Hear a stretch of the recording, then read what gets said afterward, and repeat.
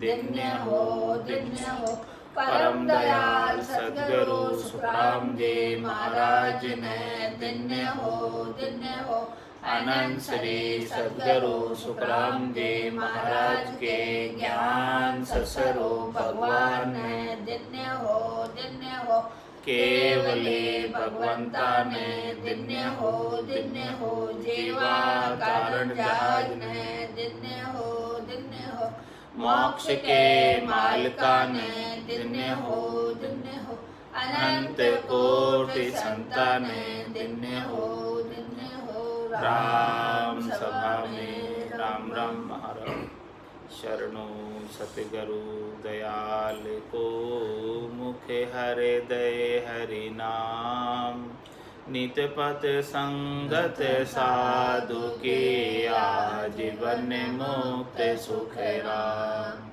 अण बे पद पर कास के दायक सतगुरु राम अनंत कोटि जन सहाय की ताय करो प्रणाम सतगुरु को एको शब्द मन कोई लेवे मान तो सहज होते हैं संत दास मुश्किल सो आसान भक्ति भक्त भगवंत गुरु चतुर नाम वपुए जिनके पद रज परसता नासत विघ्न अनेक सब धरती कागद करम सब वन कलम कटाय सात समुद्र शाही करम सतगुरु गुण लिखा न जाय राम राम राम राम राम राम। आप सभी के अंदर विराजमान परमात्मा के पावन चरणों में प्रणाम राम राम। आनंद श्री सद्गुरु सुखराम जी महाराज की अणबे वाणी सद्गुरु मेहर का अंग चल रहा है। महाराज फरमा रहे हैं कि सद्गुरु की मेहर शिष्य के ऊपर किस प्रकार से होती है कि निज नाम जागृत हो जाए और परम पद को प्राप्त कर ले इसी जीवन के अंदर। उसका सारा भेद दे रहे हैं, उसका सारा रहस्य खोलकर बता रहे हैं कि सद्गुरु की मेहर आपको प्राप्त हो जाए। तत्व रूपी गुरु की दिल मेहर भाई निज नाम में जागे शिस्तन नमा सब गट तेरे साइया खाली गटने को बलिहारी वा गटने जामे पर गट को। इस प्रकार से महाराज फरमा रहे हैं कि भोले को तो सद्गुरु की मेहर फटाफट हो जाती है और ज्ञानी होते हैं जो अधीन नहीं होते उनके ऊपर मेहर नहीं होती। भोले तो तुरंत अधीन हो जाते हैं, भोले तो तुरंत साधना को धारण कर लेते हैं, भोले तो तुरंत बिना कोई तर्क किए वितर्क किए जैसे बताते हैं वैसे कार्य कर लेते हैं। तो जैसे बताते हैं वैसे कर लेते हैं तो काम हो जाता है, और जो बताते हैं वैसे नहीं करते हैं तो महाराज फरमा रहे कि उनको जो है फिर काफ़ी समय लग जाता है, उनके ऊपर कृपा नहीं बन पाती है। तो महाराज फरमा रहे कि सद्गुरु का अंग यही है, सतगुरु को अंग एक ही और अंग नहीं कोई। निर्बल हुआ बिन हंस पर महर हुए नहीं जोई, महर हुए नहीं जोई दया सतगुरु के नाई। ना किसी पर रोष अंग कारण ओ कुवाई, सुखराम कहे रंक राव बिच बस महर बिन महर न हो। ये सतगुरु को अंग एक ही और अंग नहीं कोई। महाराज जब तक वो बस में नहीं होगा तब तक महर नहीं होगा, और भोला तुरंत बस में हो जाता है तो उनके ऊपर तुरंत महर होता है। और जो ज्ञानी होता है ज़्यादा समझदार होता है, समझा सूडा पानड़ा भोला निज पल खाए। जो समझे हुए होते हैं वो ज़्यादा सूडे पानड़े होते हैं, पक्के पानड़े होते हैं, तो उनके ऊपर महर होने में समय लग जाता है, उनके ऊपर महर नहीं होती है। तो महाराज माने कि घोड़ा पर तत्काल सो बने रीत यूँ जोई, निज मन गुरु को खुशी हुए ओ बस पड़सी मोय। ओ बस पड़सी मोय पंथ सतगुरु के आसी, ज्ञान कहे सो रीत हंस यो तुरत समासी। ज्ञानी को सुखराम कहे निज मन गए न कोय, भोले पर तत्काल सो बने रीत यूं जो। अब भोले के ऊपर तो रीत तुरंत बन जाती है सत्शब्द की, निज नाम की, कुदरत कलाई की। घट के भीतर भजन की रीत तुरंत बन जाती है भोले के ऊपर। क्यों बन जाती है? क्योंकि निजमन गुरु को खुशी हुए, वो बस पड़सी में।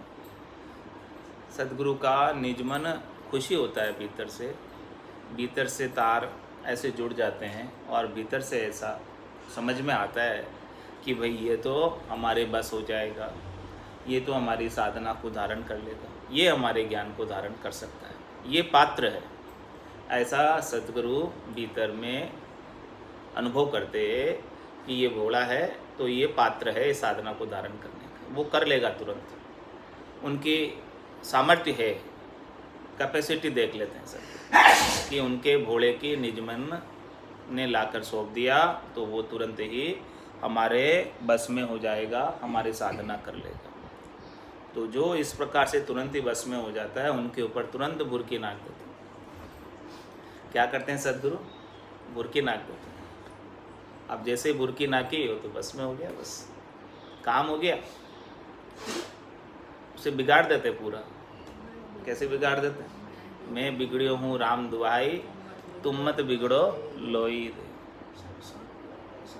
इस प्रकार से बिगाड़ देते हैं कि उसको संसार का काम का नहीं करते, वो केवल बस भगवान के काम का रह जाता है। संसार के काम से उसे हटा देते हैं, संसार के प्रवृत्ति पसारे से हटाकर परमात्मा के काम का बना देते हैं उसे। इस प्रकार से बिगाड़ते हैं जैसे पारस के संग लोहा बिगड़ जाता है,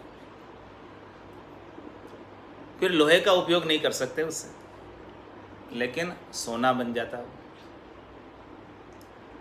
और पूरे चंदन के साथ जैसे बाग के सारे वृक्षों को बिगाड़ देते। बाग में अनेक प्रकार के वृक्ष थे, लेकिन बावने चंदन का ऐसा गुण है, छोटे से चंदन का ऐसा गुण है कि सारे वृक्षों को, पूरे वन को चंदनमय कर देता है, खुशबू कर देता है। तो सारे वन के अंदर चंदन की खुशबू आने लग जाती है। इस प्रकार से बिगाड़ देते हैं सारे वृक्षों को। तो जो वृक्ष चंदन के अलावा दूसरे वृक्ष थे वो अपना गुणधर्म छोड़कर चंदन की खुशबू में हो जाते, ऐसा गुण उनके अंदर आ जाता है। तो सद्गुरु इस प्रकार से बिगाड़ देते हैं कि भोले पर तत्काल सो बने रीति यूं जोय, निजमन गुरु को खुशी हुए ओ बस पड़सी। बस ये बस में हो जाएगा, ये साधना धारण कर लेगा, ये हमारे ज्ञान को धारण करके और परम पद को प्राप्त कर लेगा। इस प्रकार से निजमन सद्गुरु का रीत जाता है, खुशी हो जाता है, अंदर से मान लेता है निजमन, तो फिर उनके ऊपर कृपा हो जाती है। क्योंकि शिष्य ने अपना निजमन लाकर सौंपा, कोई तर्क नहीं किया, कुतर्क नहीं किया, वितर्क नहीं किया, और सद्गुरु के निजमन ने शिष्य के निजमन की कैपेसिटी को असेस कर लिया कि भाई ये हमारे बस में हो सकता है, क्योंकि इसने पूरा निजमन लाकर सौंप ही दिया, तो अब कुछ नहीं बचा। पूर्ण विश्वास के साथ आया, दृढ़ता के साथ आया, मजबूती के साथ आया, निश्चय करके आया कि बस मुझे राम राम ही करना है और कुछ नहीं करना, और राम राम करके मोक्ष की प्राप्ति करनी। इस मनुष्य जन्म का सर्वोत्तम फल है कि परमात्मा पद की प्राप्ति हो जाए। जो ऐसा निश्चय करके आए, दृढ़ता करके आए, तो उनके ऊपर कृपा पक्की हो जाती है। क्योंकि उनकी लगन देखते हैं सद्गुरु कि देखो इस शिष्य के अंदर कितनी लगन है। जिसके अंदर लगन अच्छी होती है उनको शिक्षक भी प्रायोरिटी देते हैं, उन विद्यार्थियों को जिनकी लगन अच्छी होती है, तो उनको विशेष रूप से उनके ऊपर कृपा करते हैं। विद्यार्थियों की लगन देखकर, सीखने की जिनमें लगन होती है, उनको पास बिठाते हैं, आगे वाली बेंच पे बिठाते हैं। ऐसा ही होता है ना, क्यों राम? आगे वाली बेंच पे बिठाते हैं सबको, अच्छे अच्छे स्टूडेंट्स को फर्स्ट रो में बिठाते हैं, और जो बातें करते हैं उनको पीछे पीछे बिठाते हैं। ऐसा ही करते हैं। तो उनकी जो शिक्षक की सुरता यानी ध्यान अच्छे अच्छे विद्यार्थियों पर होता है। जो तुरंत सीखना चाहते हैं, जिनकी लगन अच्छी है, चेष्टा अच्छी है, तो उनके ऊपर कृपा हो जाती है और वो फर्स्ट डिवीज़न से पास हो जाते हैं। और जो पीछे बैठने वाले, कोई तो फेल हो जाते हैं उसमें, और कोई थर्ड डिवीज़न आ जाता है, कोई ग्रेस के साथ पास होता है, ऐसे होते हैं। तो महाराज हमारे भोले पर तत्काल सो बने रीति यूं जोई, निज मन गुरु को खुशी हुए, ओ बस पड़सी मोय, ओ बस पड़सी मोय, पंत सदगुरु के आसी। पंत सदगुरु के आसी मतलब सदगुरु जो ज्ञान समझा रहे उसे, सदगुरु जो ज्ञान दे रहे हैं उस ज्ञान का वो अनुसरण करेगा, उस ज्ञान का वो फॉलोवर बनेगा, उस ज्ञान का अक्षर से पालन करेगा। जैसे जैसे अक्षर में बताया है वैसे वैसे वो पालना करेगा। ज्ञान कहे सो रीत हंसियो तुरंत समासी। जैसा जैसा ज्ञान कहा है वैसी रीत तुरंत संभालेगा, तुरंत धारण कर लेगा, उसके रीत बन जाएगी। रीत बन जाएगी, कैसे रीत बनेगी? कि जैसे सदगुरु के रीत बनी हुई है वैसे रीत शिष्य के घट में भी बन जाएगी। तो ज्ञान कहे सो रीत हंसियो तुरंत समासी, वो हंस तुरंत समा देगा, धारण कर लेगा।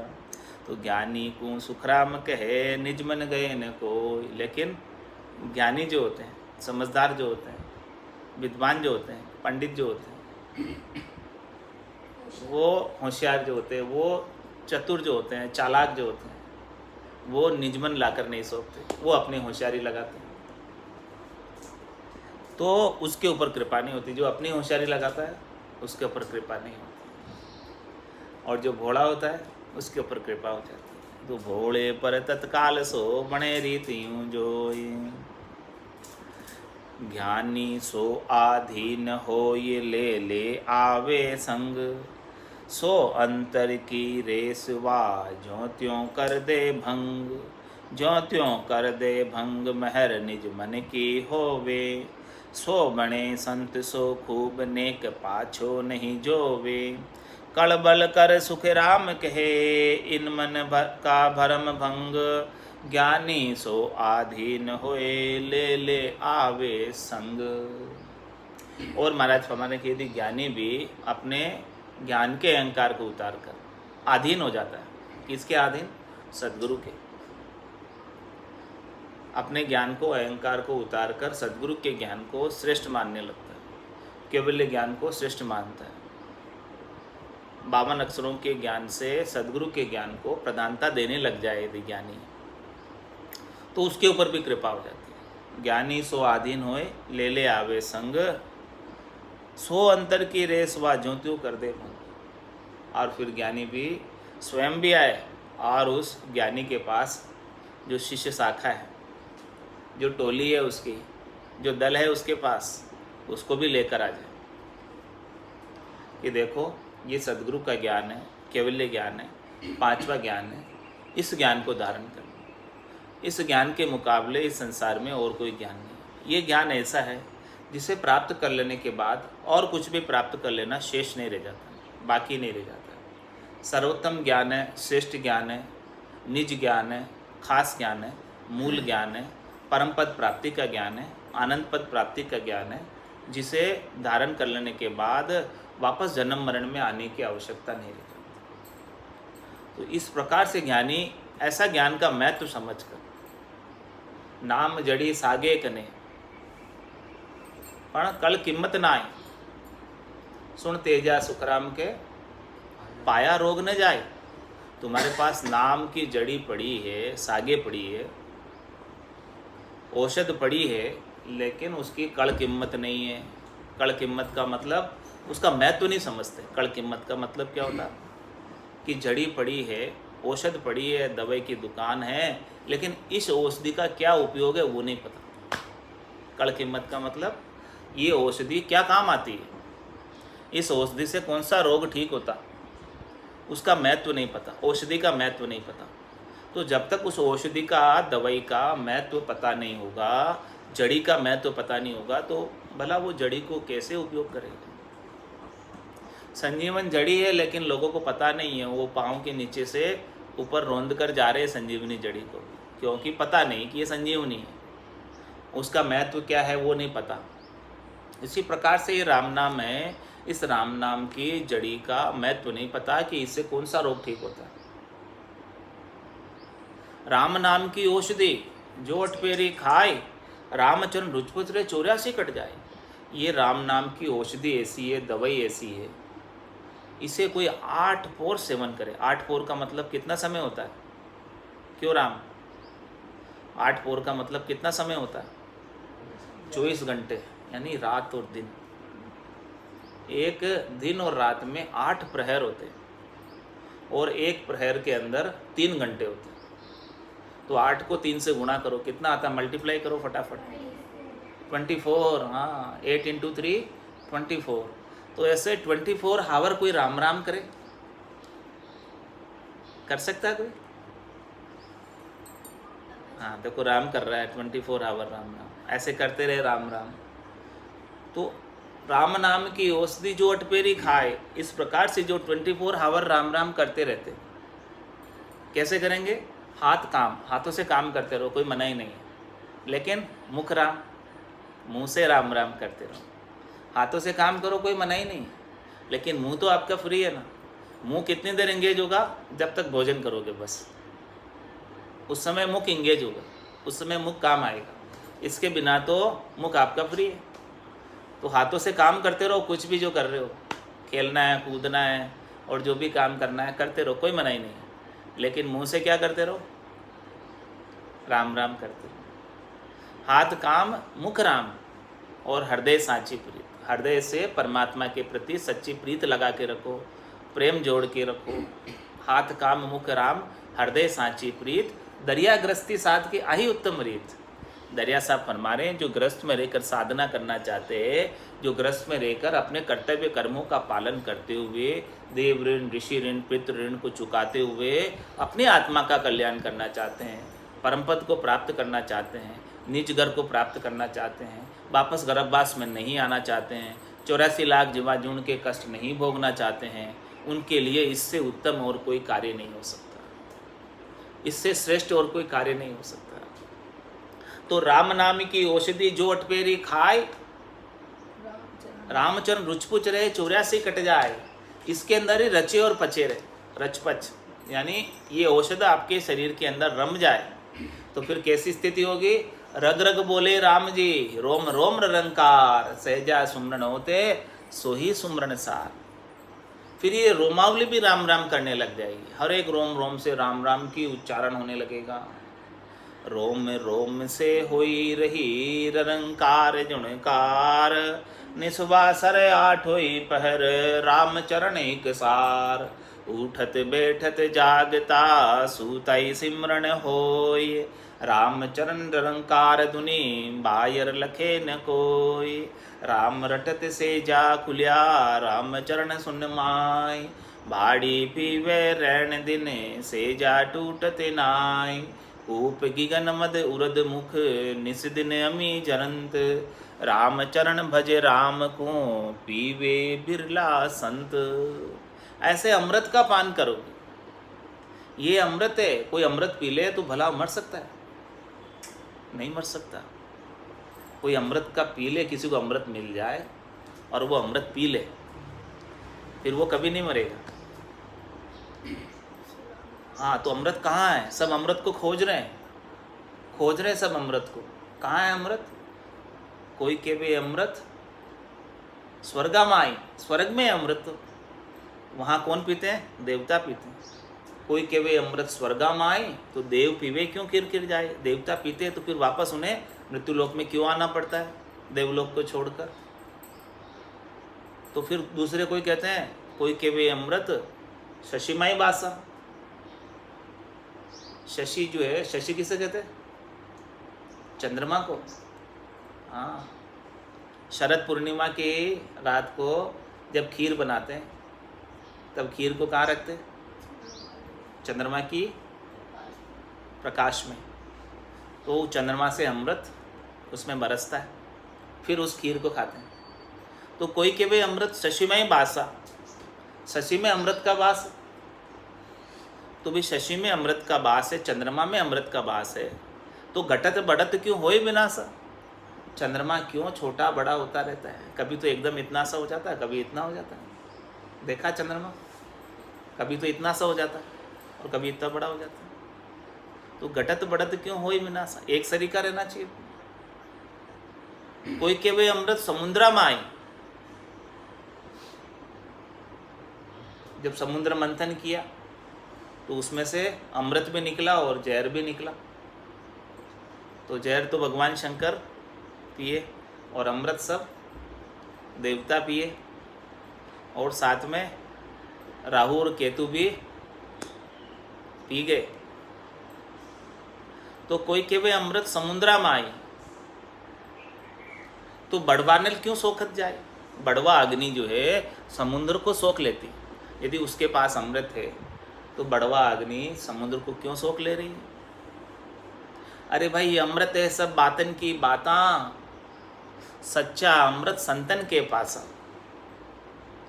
दरिया अमृत नाम अनंता, पी पी अमर भय सब संता। ये सच्चा अमृत तो राम जी का नाम है। इस राम जी के नाम का पान करके, इस राम रसायन का पान करके, ये अमृतमय नाम राम नाम का सुमरण करके सभी संत आनंद पद को प्राप्त हुए। केवली भगवंत सब आनंद पद को प्राप्त हुए। ऋषभ देव स्वामी से लगाकर महावीर स्वामी तक जो 24 तीर्थंकर हुए, वो भी सब केवल पद आनंद पद को प्राप्त हुए। उन्होंने भी ऐसे ही राम नाम का सुमरण किया, भजन किया। आद बजो जन ऋषभ देव, अंत बजो महावीर। 8 पोर सिमरण किया, दर्चित ध्यान सधीर। दर्चित ध्यान सधीर इकंतर आसन किया। छाड़ दियो सब भरम जगत सो चारज लिया। केवल बज केवल हुआ, चुगे हंसता हीर। आद बजो जन ऋषभ देव, अंत बजो महावीर। इस प्रकार से सभी ने ऐसे अमृत का पान किया है। तो सुन तेजा सुखराम के, डाव न चूके वीर। यो अवसर बीत जावसी, जूं सिलता को नीर। अभी ये अवसर बीता जा रहा है अमृत पान का, तो डाव मत चूक। अभी ये अमृत का पान कर ले, अभी अमृत पी लेगा राम नाम का, तो फिर वापस 84 लाख जीवा जून में जन्म मरण में फिर नहीं आना पड़ेगा। सदैव सदैव के लिए आनंद पद में जाकर अवस्थित हो जाओ। तो महाराज माने इस प्रकार से कड़ कीमत को समझकर, इस राम नाम के महत्व को समझकर कोई राम नाम के सुमरण में लग जाए। ज्ञानी सो आधीन होए, ले ले आवे संग। सो अंतर की रेस वा ज्योत्यो कर दे भंग। अंतर में जो रेस है, रेस मतलब दूरी, अंतर में जो डिस्टेंस है, भीतर में जो डिस्टेंस है, कि डिस्टेंस क्या होता है? ज्ञान का अहंकार डिस्टेंस होता है कि मैं जानता हूँ, बस ये एक अहंकार है। ये डिस्टेंस बनाए रखता है, दूरी बनाए रखता है। इस निज नाम को प्राप्त करने में ये दूरी है। तो ये अंतर की दूरी को कोई मिटा दे और सद्गुरु के अधीन होकर आ जाए। ज्ञानी सो आधीन होए, ले ले आवे संग। सो अंतर की रेस वा ज्योत्यो कर दे भंग। कैसे न कैसे करके अंतर में रेस भंग कर दे। ज्योत्यो कर दे भंग, तो क्या हो जावे? महर निजमन की होवे। तो फिर सद्गुरु के निजमन की महर हो जाए, ज्ञानी के ऊपर भी, समझदार के ऊपर भी। और फिर क्या होवे? सो बने संत सो खूब। यदि ज्ञानी आ गया निजमन लेकर, तो वो बहुत अच्छा संत बनेगा। सो बने संत खूब, नेक पाछो नहीं जोवे। फिर उसे पीछे मुड़कर देखने की आवश्यकता नहीं होगी, आगे आगे बढ़ेगा, मंजिल की तरफ बढ़ेगा, अपने लक्ष्य की ओर बढ़ेगा, टारगेट की ओर बढ़ेगा, परम पद प्राप्ति की ओर बढ़ेगा। हमेशा आगे की क्लास में जाएगा, फेल होकर पीछे नहीं रहेगा। सो बने संत सो खूब, नेक पाछो नहीं जोवे। कलबल कर सुखराम के, इन मन का भरम भंग। इस प्रकार से सारे कड़बड़ उसके और मन के भरम सबको भंग कर दे। वो जितनी भी उसके ज्ञानी के अंदर 84 प्रकार की कड़ होती है, वो सब कड़बड़ को भंग कर दे। कड़बल कर सुखराम के, इन मन का भरम भंग। इस मन के जितने भी भरम है उन सबको भंग कर दे। तो ज्ञानी सो आधीन होए, ले ले आवे संग। इस प्रकार से ज्ञानी भी, कोई बड़ा विद्वान भी, बड़ा पंडित भी, बड़ा समझदार भी, बड़ा द्विवेदी, त्रिवेदी, चतुर्वेदी, शास्त्री, ये सब कोई आ जाए, समझदार, संस्कृत वाला कोई भी आ जाए, तो महाराज माने इस प्रकार से आधीन होकर आए, अपने ज्ञान के अहंकार को उतार कर, तो वो अच्छा संत बनेगा। नैचे कबूअक रीजसी कईक अर्थ पर आए। ज्ञानी यूं विचार कर संगमा छोड़ो कोई। संगमा छोड़ो कोई घेर मन सतगुरु पे ल्यावो। ऊपर के बोहार रीत रंग करता जावो। सुख राम बाण नित फेंकिया कोई के लागे गो जाए। नैचे कबूअक रीजसी कईक अर्थ पर आए। महाराज फरमा रहे हैं कि सदगुरु का निज मन निश्चित रूप से कभी न कभी तो रीझेगा। ज्ञानियों के लिए कह रहे हैं। देखो भोले पर तो तुरंत रीझ जाता है कि ये हमारे बस हो जाएगा, हमारे ज्ञान को धारण कर लेगा, हम उस पर बुरकी नाक सकते हैं तुरंत, तो उसके ऊपर बुरकी नाक ही देते हैं, निज नाम जागृत हो ही जाता है। लेकिन ज्ञानी पे बुरकी नाकना आसान नहीं होता। बुरकी मतलब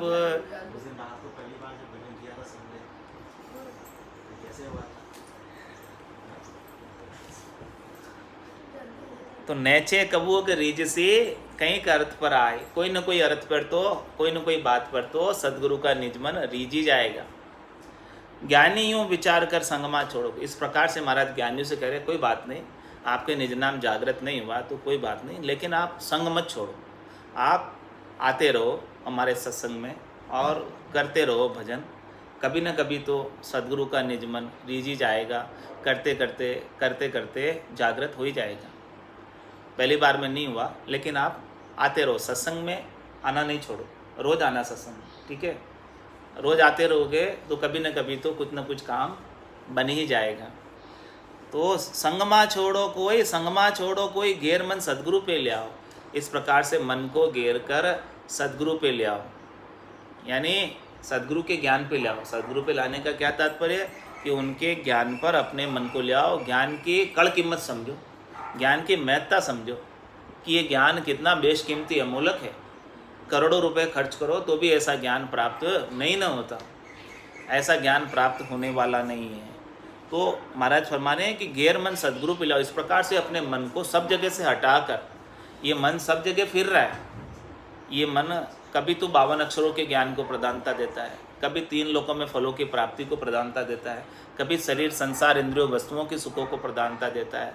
उन सब प्रधानता, उनकी महत्व बुद्धि जो बनी रहती है मन के अंदर, उस महत्व बुद्धि को हटाकर मोक्ष प्राप्ति मुमुक्ष होकर आ जाओ, मोक्ष प्राप्ति की बुद्धि लेकर आ जाओ, मोक्ष का महत्व समझ कर आ जाओ। घेर मन सदगुरु पे ले आओ। इस प्रकार से मन को घेर कर सदगुरु के ज्ञान पर ले आओ तो ऊपर के बोहार रीत रंग करता जाओ। इस प्रकार से महाराज हमारे हैं कि भले आपके ऊपर के व्यवहार रीत रंग है जो सब करो, उसके लिए मनाही नहीं कर रहे महाराज, लेकिन भीतर से आ जाओ। ऊपर का जो आप काम कर रहे हो सब करते रहो, ऊपर के काम की महाराज मनाही नहीं कर रहे। ऊपर के व्यवहार रीत रंग करता जाओ। महाराज कह रहे मेरे को ऊपर के आपके हद के व्यवहारों से मुझे कोई लेना देना नहीं। आप क्या कर रहे हो मुझे कोई लेना देना नहीं। लेकिन हाँ, अपने ड्रेस में भी आ जाओ। ऊपर का जो भी आपका जैसा व्यवहार है उसमें मेरे को कोई मनाही नहीं है कि आप उस ड्रेस में नहीं आओ या उस ड्रेस में आओ। ऐसा अपने ड्रेस उतार कर आओ, अपने रंगे हुए कपड़े उतार कर आओ, मैं नहीं कहता ये बात। आप जैसे भी ये ऊपर के व्यवहार कर रहे हैं करते रहो, उससे मेरे ऊपर के व्यवहार से कुछ फर्क ही नहीं पड़ता। हद के व्यवहारों से मुझे कोई लेना देना ही नहीं है। कह सुखराम देई के ताई करो सकल विद कारण नाई। मोक्ष काज विद एक नहीं चाहिए, सदगुरु शरण प्रीत करे। बस आप तो हमारी शरण में आ जाओ, प्रीत लगा लो हमारे ज्ञान से। ज्ञान से प्रीत लगा लोगे तो निश्चित रूप से आपके कृपा बन जाएगी। जब तक ज्ञान के ऊपर प्रीत नहीं लगाओगे भीतर से निजमन से, तब तक कृपा बनने वाली नहीं है। तो महाराज के ऊपर के जो भी आप हद के व्यवहार कर रहे हो करते रहो, जो भी शुभ शुभ कार्य करते हो आप सब करते रहो। मैं आपको मना ही नहीं करता कि आप जो है शुभ कार्य करना छोड़ो, छोड़ने की किसी की आवश्यकता नहीं है। जो कुछ कर रहे हो ऊपर के व्यवहार करते रहो, आप कोई मना ही नहीं है। ऊपर के व्यवहार रीत रंग करता जाओ। जो भी आप रीत कर रहे हो, रंग कर रहे हो, जो भी आपके रंग ढंग है, जो भी आप आचार विचार है सब कर रहे हो, मैं उसके लिए कोई आपको मनाही करता नहीं, आप सब करते रहो। सुखराम बाण नित फेंकिया कोई के लागे गो जाए। महाराज हमारे हम तो हमारे ज्ञान के अंदर सत्संग के अंदर रोज बाण फेंकते हैं, रोज तीर चलाते हैं। कोई न कोई तीर तो आपके हृदय में जाकर बिधेगा। ज्ञान के वचनों के शब्द ब्रह्म के बाण हम रोज फेंकते हैं। सुखराम बाण नित फेंकिया, कोई के लागे गो जाए, कोई न कोई तो लगेगा आपके। और जैसे ही लग गया हृदय में, हृदय राम जी कलेजो बींदियो, शब्दा से कलेजा कभी न कभी तो बींदने आ जाएगा।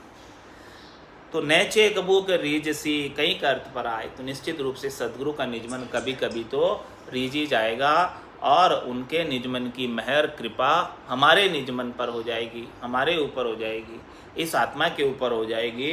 तो ये आत्मा भी परम पद की वासी होने की अधिकारी हो जाएगी। जब तक निज नाम जागृत नहीं हो तब तक परम पद की अधिकारी नहीं बनती, वहाँ प्रवेश की अधिकारी नहीं बनती।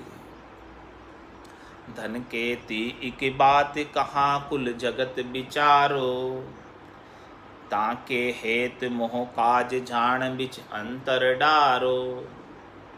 ऐसी अकल विचार आप बस सो तो कीजे,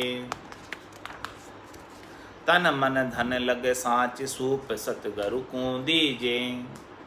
पीछे सुन सुख राम कहे, शिशु को दोष न कोय, गुरु पद को बिड़द लाज सीजे, कृपा नाही होय। महाराज में आप सब कुछ समर्पित तो करो, आप निजमन लेकर तो आओ, फिर यदि कृपा नहीं होती तो फिर आपका दोष नहीं, फिर तो गुरुपद का बिड़द लाजेगा यदि कृपा नहीं होगी। और गुरुपद का बिड़द कभी लाजने वाला नहीं, गुरुपद का बिड़द तो ऐसा ही है, सबके ऊपर कृपा करने वाला है। लेकिन अपन नहीं जाते निजमन लेकर, अपन सब कुछ समर्पित करके नहीं जाते। महाराज फरमा रहे हैं कि धन केतु की बात है, कहाँ कुल जगत विचारो। महाराज फरमाए कि धन तो हाथ का मेल है, आप धन की क्या बात करते हो, आज है और कल नहीं। ये धन की तो 3 गति है, दान, भोग और नाश। यदि आपने इसका भोग कर लिया तो सुविधा के लिए उपयोग कर लो, नहीं तो दान कर लो, नहीं तो इसका तो नाश हो ही जाने वाला है। धन केतु की बात है, कहाँ कुल जगत विचारो। और महाराज परे कि तुम जो है भक्ति करने के लिए अपने कुल का क्यों विचार करते हो, कुल की लज्जा क्यों करते हो कि कुल वाले क्या कहेंगे। ये अभी से काम कमाई तो नहीं करता, छोड़ के भजन करने चला जाता है, छोड़कर सत्संग में चला जाता है, इस बात का आप क्यों विचार करते हो। सब काम धंधा छोड़ के सत्संग कर रहा है, लोग क्या कहेंगे, घर वाले क्या कहेंगे, अभी तो खेलने कूदने के समय है, अभी तो खाने कमाने के समय है, अभी से ही ये सत्संग में जाने लगे। ऐसी लज्जा क्यों करते हो भक्ति के लिए। और धन केति की बात है, कहाँ कुल जगत विचारो, ये विचार क्यों करते हो अपने कुल का। बोले कुल का क्या होगा यदि मैं सत्संग करने लग गया तो, परिवार का क्या होगा।